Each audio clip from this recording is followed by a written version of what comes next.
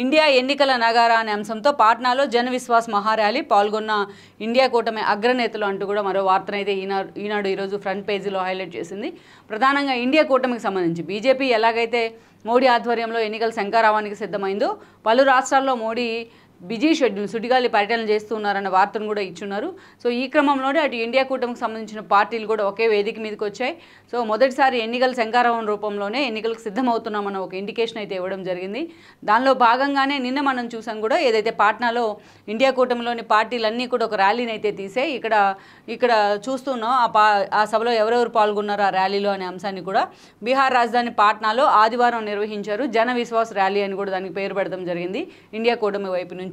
అదేవిధంగా చిత్రంలో డి రాజా, అదేవిధంగా Yechury Sitaram and then Kharge and then ఇక్కడ చూసినట్లయితే Lalu Prasad Yadav and then Rahul Gandhi and then Tejashwi and ఏదైతే అఖిలేష్ యాదవ్. సో వివిధ పార్టీ నేతలంతా కూడా ఈ ర్యాలీకి హాజరై ఉన్నారు. చాలా ప్రిషియస్గా ఎన్డీఏకి వ్యతిరేకంగా ఈ అంశాన్ని జనంలోకి తీసుకెళ్లే ప్రయత్నం అయితే చేస్తూ ఉన్నారు.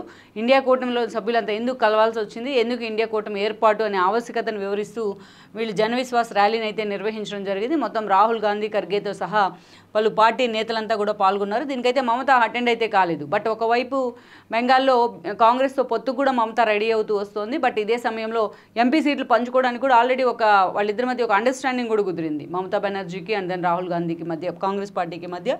సో కానీ ఇక్కడ మాత్రం ఈ సభకు మమత గైర్హాజరయ్యారు. ఇది ఆలోచించాల్సిన అంశమే అనుకోవాలి.